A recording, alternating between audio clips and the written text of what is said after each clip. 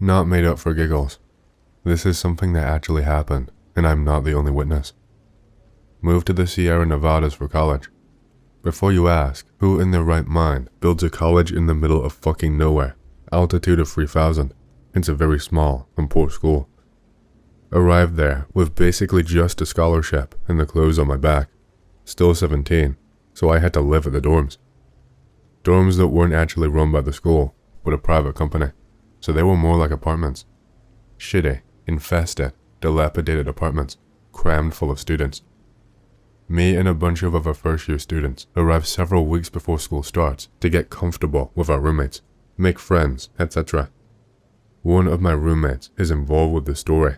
Mexican boy. We'll call him Juan. Juan has a friend who came to this college with him. Polish guy. We'll call him Meat because he was fat. Meat is actually a really cool guy, and we go over to his dorm building regularly that summer to hang out and drink. He shares a bedroom with a gay kid I knew in high school, and the other bedroom in his dorm belongs to a kind of reclusive guy. We'll call the gay guy Freddy and the recluse Tyler. Hangouts at their place are nice, but the campus itself is gorgeous and always a huge step up from our shithole rooms, so we often make plans to go out into the forest. Campus has a ton of trails that just run off of school property and deep into the woods. Lovely sights. Lots of rock climbing from me and the boys.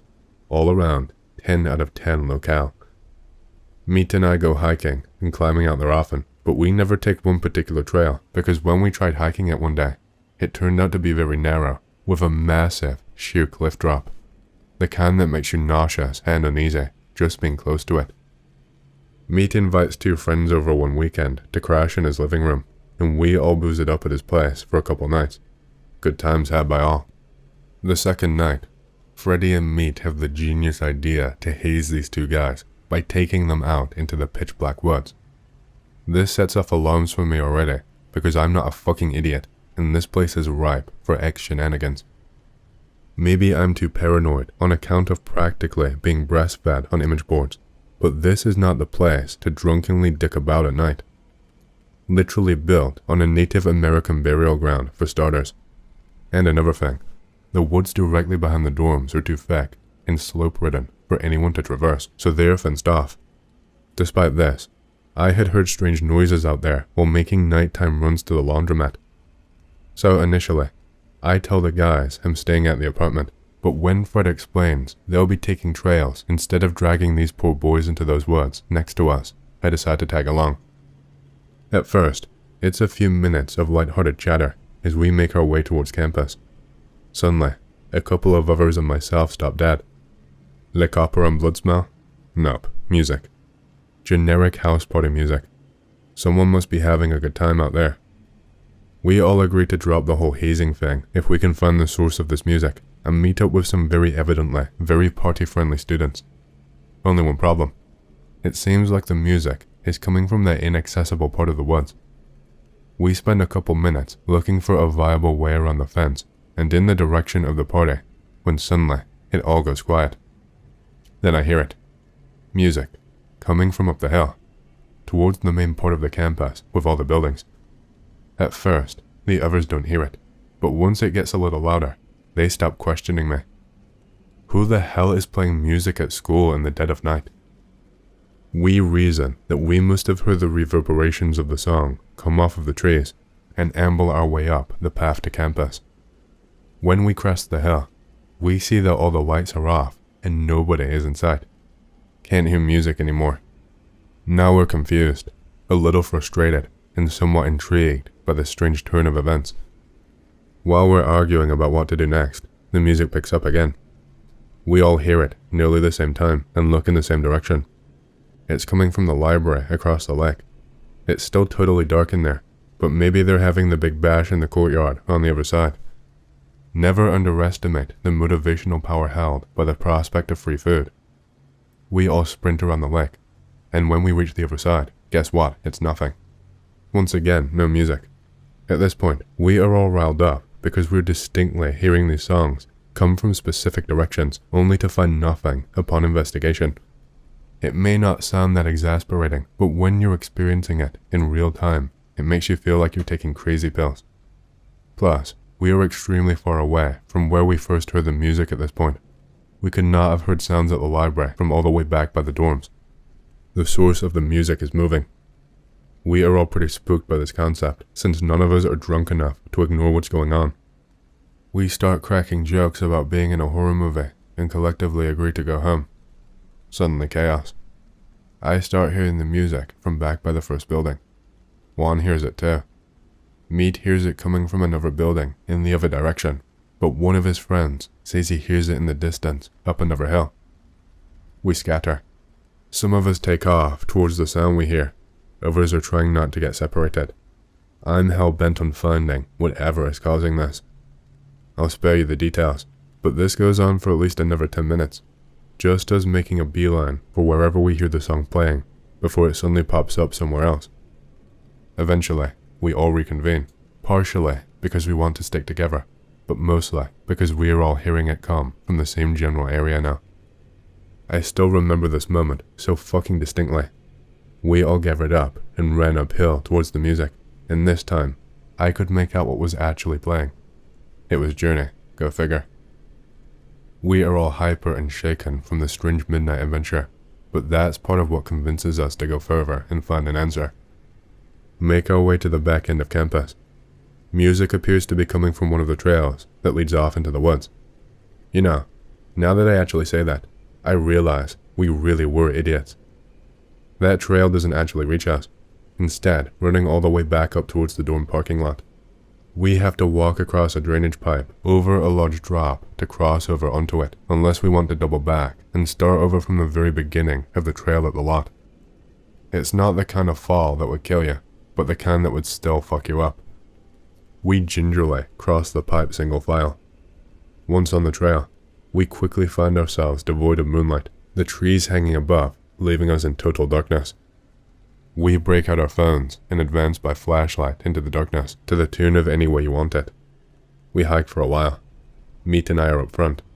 His friends are giggling like schoolgirls, each of them too afraid to be the guy in the back who gets left behind and picked off. We all stop again when Meat and I notice something. A small wooden bridge running over a creek to our left. As unsettling as it looks in the dark, we are not bothered because of the gloom. It's because we recognize this spot. We are on our way to the cliff. Fred cracks a joke about how we were going to bring the other two out here for hazing anyway. I think he just wanted to take the edge off. Meat and I tell him that we shouldn't be bringing people out here in the dark, and that we're going home soon. The music is still playing, clearer than ever before, not too far away and completely uninterrupted.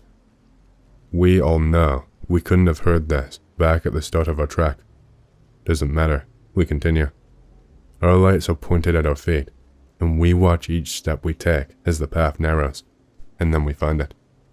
At first I miss it completely and keep walking, but some of the other guys behind me hit it with their lights and we all stop. It's a cave. Not the type of rocky overhang cave with level footing that you imagine when you think of a cave. It descends at a steep angle into the cliff wall to our left. Supposedly, there is water down there, as the creek runs into the mountainside. But that's not the sound of water coming from in the cave. That's Journey. This is where we all draw the line. I say, well, there's our proof, guys. There's no way there are people down there. Whatever is inside, it's not a party. We have no guns. Hell, I am pretty sure none of us brought knives. Even as a group, we were completely helpless to tangle with whatever was out there. Juan is visibly shaken. You people do whatever you want, but I'm getting the fuck out of here. Who's with me? Everyone is with you, Juan. Fred and I light up the path behind us as we all return the way we came, huddled close and a lot less jovial than before. Occasional remarks akin to, "Wait, what was that?" plague our return, but we make it back to the lot without incident. Call it a night, play a vidya, and go the fuck to sleep. The next morning, the consensus among the group is that what we experienced has no logical, natural explanation. What happened that night simply could not be explained by anything conventional. This really bothers me because at this point in my life, I'm a staunch believer of what is widely accepted as fact. The supernatural is largely out of the question. That changes soon. A few days after Meat's friends go home, I went for an afternoon walk in the woods while reading. Wasn't paying attention to my surroundings, just wandering around while I studied for an upcoming English course. Before too long, I find myself on that trail. I decide that since it's daylight and there's nothing unusual going on, I should investigate. Walk a ways down the path, past the drainage pipe, into the trees, past the bridge, to the cave. Wait, my face when there is no cave. I don't care if this sounds uncreative or you think it's total bullshit. There was no cave. I look around for the massive hole in the cliffside that myself and 6 other nearly sober men saw just a few nights ago. Pacing back and forth across this one stretch of trail for several minutes like a moron. Nothing. I go back to the dorms to break the astounding news to my colleagues. Juan wants nothing to do with it. I bring up the cave, and he instantly tells me not to bother him about it. The more I press him, the more upset he gets. He's clearly terrified, so I give up on him. Go to Fred's dorm instead. Him and Meat are in the living room. Tyler is shut up in his room on the computer. Bet you forgot about Tyler. You'd be forgiven for forgetting about Tyler, but you sure as hell won't forget about Tyler again. I probably never will.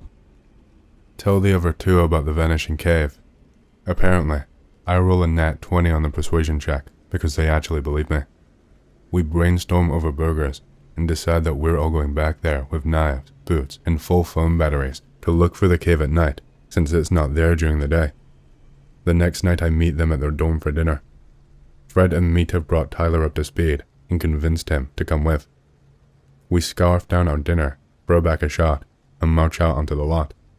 It's not quite as late this time, but the sun has still long since set. It's about 10 p.m. when we begin our hike. And of course, as soon as we're on the trail. Music. Meat's friends were honestly the life of the party. We're a lot more serious and somber this time. I take the front, while Fred keeps an eye behind. Don't Stop Believing serenading us as we trek further in. Past the pipe, into the trees, past the bridge. We stop. This was a terrible idea. Meat and I look at each other. I think I see tears welling up in his eyes. I can feel hair stand up on the back of my neck. We're all scared stiff, shooting our lights at every shadow in our periphery. We never climbed up like this before. What's the problem? I'll tell you the problem. There's no music. It's dead quiet out here, like the noise just faded away into silence. Now shit hits the fucking fan. Meat's phone suddenly dies from 98% battery, lights out. Oh fuck no. We all turn around to run back. From what had to have been a mere couple meters behind us, music blasting at max volume. Instantly, we're running full tilt. Freddy takes off like Usain Bolt. I was in the back, but I overtake Tyler and Meat within seconds. You know that phrase they use with bears or bulls or whatever? I don't have to outrun it. I just have to outrun you. It's a total joke. I did not feel any safer being ahead of those 2. Careen past the bridge, out of the trees, past the pipe. Thud. Turn around. Meat is completely face-planted on the trail a few yards back, clearly illuminated by moonlight. Cliché dodge here. I don't see some unholy beast tailing us as I look behind him. Music is still loud and close, but all I see is Tyler bringing up the rear at a sprint. He runs clean past Meat. Doesn't turn in my direction. Sprints right across the pipe and out of sight. Dude, no, what the hell are you doing? Meat is no slouch. He picks himself up almost instantly and is on my heels within seconds. We blast the rest of the way back, and soon we catch Freddy up on the way to the lot. Catch our breath under a streetlight. With a few students hanging around outside and no music, we feel safe enough to stand there for a while and collect our thoughts. We are all terrified, but we are not recounting events differently. We know what happened. Nobody saw anything, but what we heard was enough. Something unnatural was going on out there, and it was not our friend. Speaking of our friend, where's Tyler? Yeah, it's one of those stories. Really wish it wasn't. I tell Freddy what happened, and we all agree to wait in the lot for Tyler to get back. A couple minutes later, we see him walking up the road back to us from the direction of campus. He's greeted with smiles and sighs of relief, and we all head back to their dorm. His story is the same as ours. Did not see anything. Just ran back to the parking lot from campus after he crossed the drainage pipe. And so I thought the story ended. My first and only experience with the unexplainable. forever changing my views on what is and is not plausible.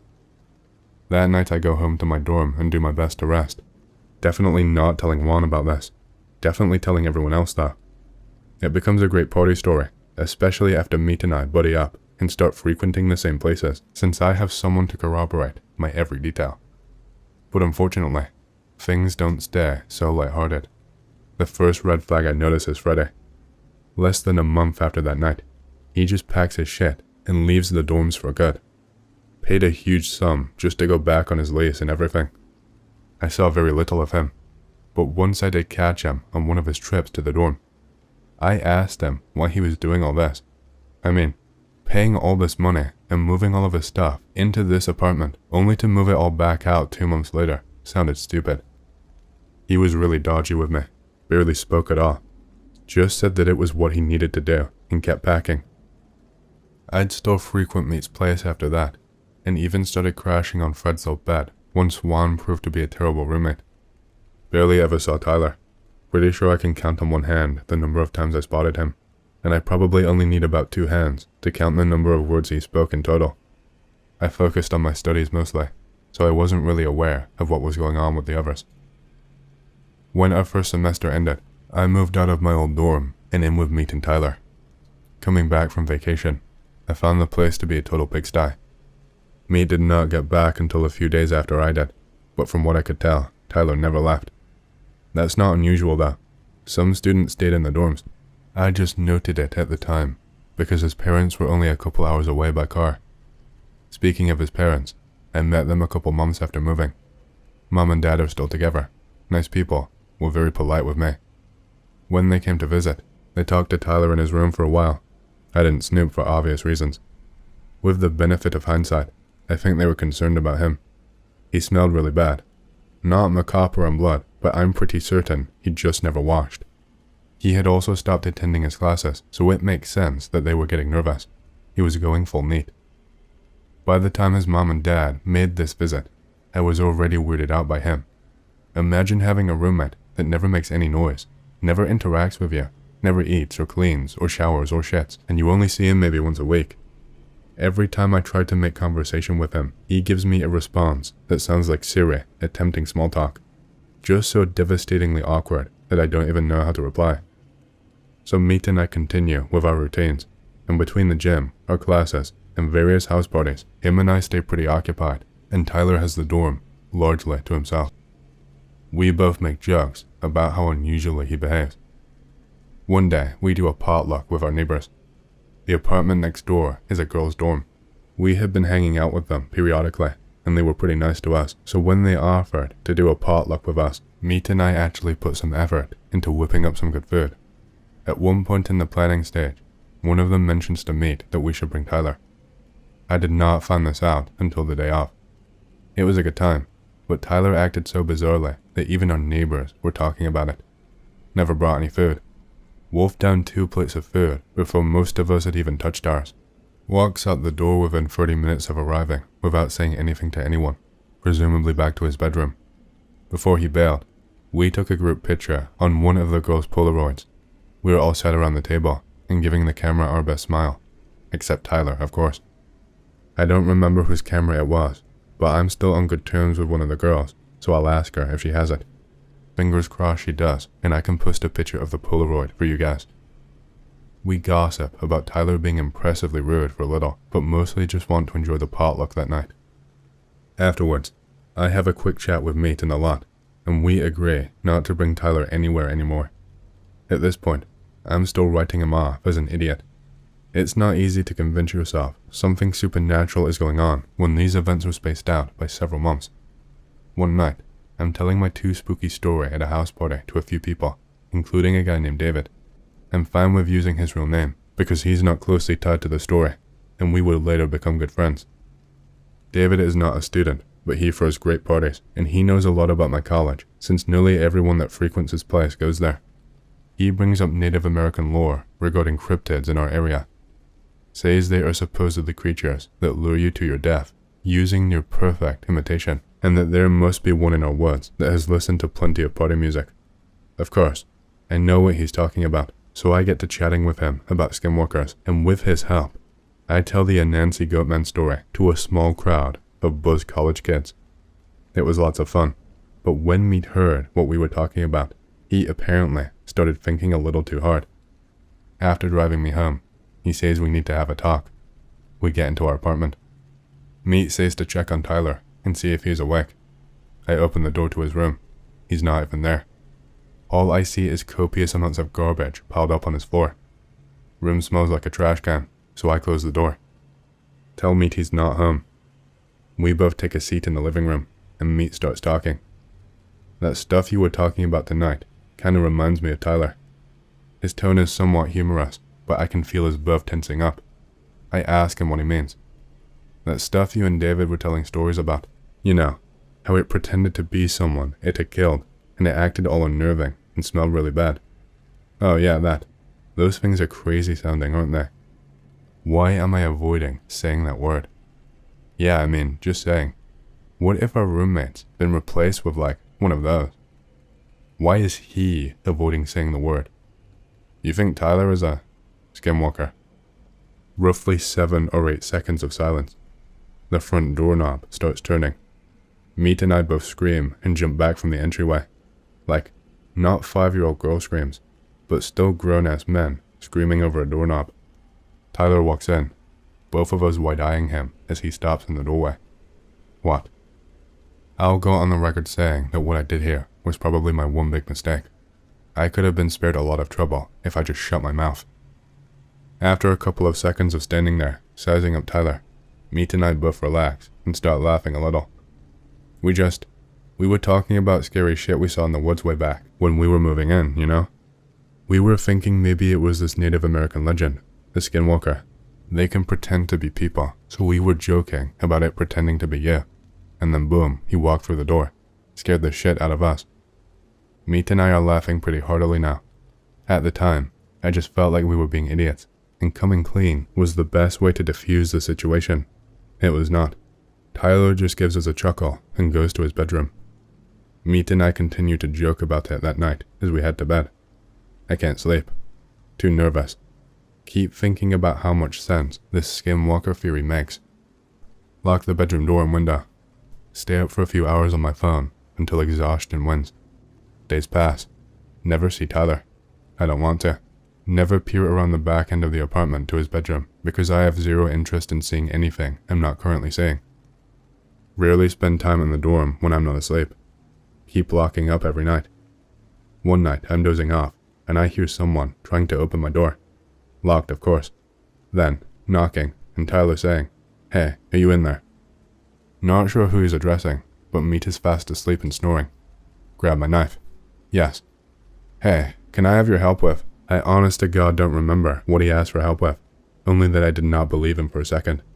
No, it's late. I'm going to bed. Complete bullshit. I'm not sleeping tonight. Hear him walk back to his room. A couple more days pass. I'm always on edge, and I never sleep soundly. 9 days after his first attempt, Tyler tries to open my door at nearly 2 in the morning. What do you want?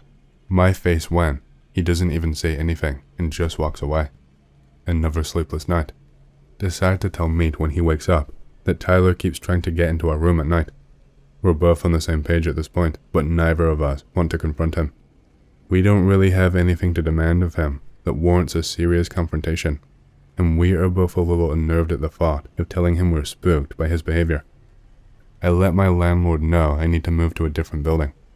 Meat starts talking to his parents about living with them for the rest of the school year.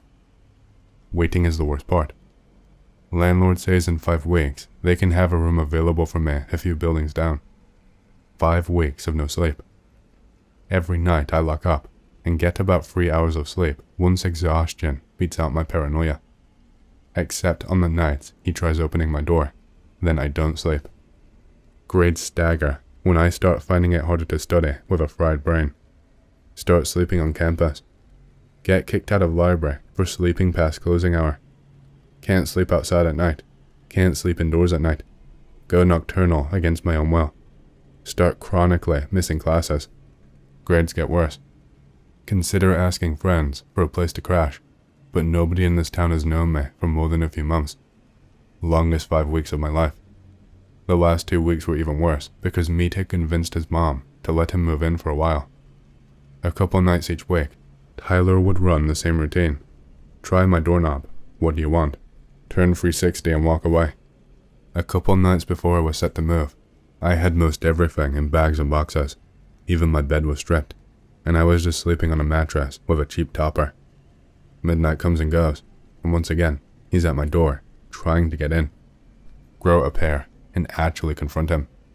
Why the fuck are you always trying to get in here? Hear him walk back to his room. Now I'm also pissed. Wait till sun comes up. Knock on his door. Keep knocking until he comes out. Why do you keep trying to get into my room? That shit is disturbing. He just stares. You're being fucking weird. Stop trying to get into my room. He closes the door. Didn't see him for the rest of the day. Still tries my door that night. Tell him to go away. He doesn't. Yell at him. Hey, cut it out. Fucker yells back. No words, just yells. Doesn't go on long, but it's enough to convince me he's fucking nuts. For what it's worth, throughout all of this, he never tries more than once per night, to my knowledge. I almost wonder if he's a sleepwalker. I pack my shit and change buildings. Just want to get a proper night's sleep for once. Rest of the year goes fine. New dorm is full of spiders, but I'll take that over demented roommates any day. Never encounter Tyler at all. Basically put the whole thing behind me and forget about it. Leave for the summer. Come back to the mountains that fall to finish my degree. Things go good for months until COVID hits and campus shuts down. Also, landlord starts running cover for meth dealers. Start realizing I hate the place, so I decide to move a few hours north, closer to civilization with my GF. Made the move back in April 2020. Haven't seen Tyler since the end of winter 2019. Here's why I posted yesterday. Last week, YouTuber announces scary story compilation, so I was racking my brains for all the details about that strange night out in the woods. Decided to try and look up my old roommates. Spent an hour or two each day just casually combing for info. Didn't get anything at first. Yesterday, I tried Tyler's last name and the country he's from. Got something. His mother. Found her on the missing person search. I never knew her first name, but I recognized Tyler's last name and her face. It was a little disturbing at first, but I've gotten a good night's rest, and I'm feeling fine now. Kinda fucked up to think that maybe something got her son, and now apparently her. Maybe he's just a recluse, and something tragic happened to her, but I still don't have an explanation for what we encountered out in those woods. Sorry if this was anticlimactic. Never had some K-style shootout with a screaming goat man. Just really convinced that something fucked up happened to a guy I met. Who knows?